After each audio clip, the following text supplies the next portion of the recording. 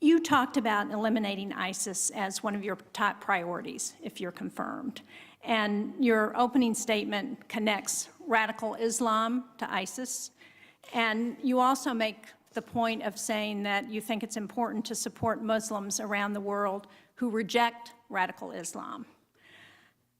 During the last Congress, this committee heard about the importance of working with the Muslim community in the United States to combat ISIS and the domestic terrorists that have been produced as the result of ISIS ideology.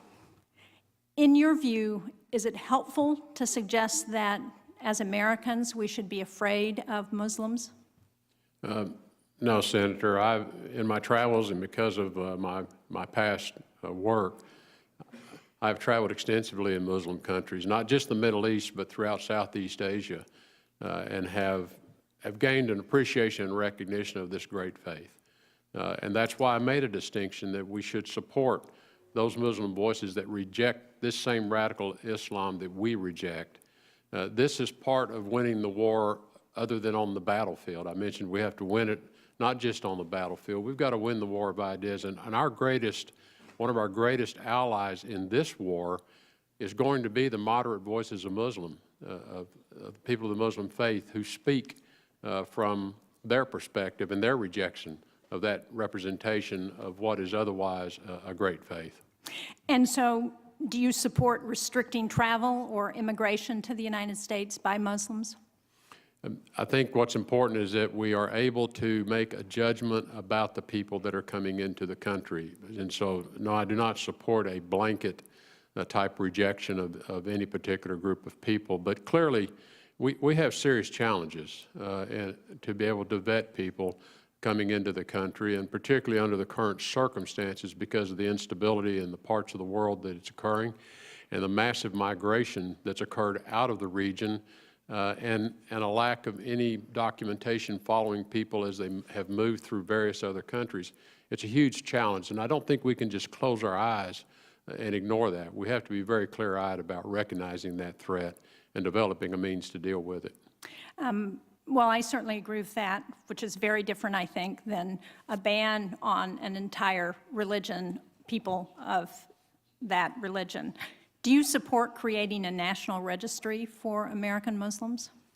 I would need to have a lot more information around how such an approach would even be constructed. And if it were a tool for vetting, then it probably extends to other people as well, other groups that are threats to the U.S. But it would just require me much more information around how that would even be approached.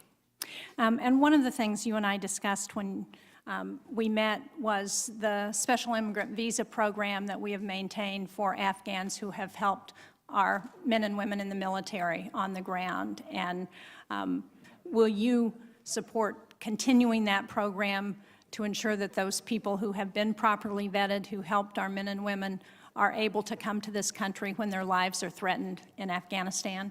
The special visa waiver program, it's important that we protect those whose lives are truly at risk because of their efforts to assist whether it's our American military forces or other forces in Afghanistan.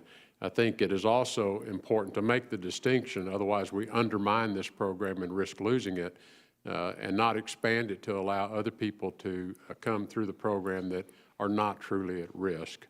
And so I think it's the execution, and this gets back to following through on what the intent of these programs were, and let's be very specific and execute well and not get sloppy in the execution and start having a lot of other folks coming through the program that really don't meet that criteria.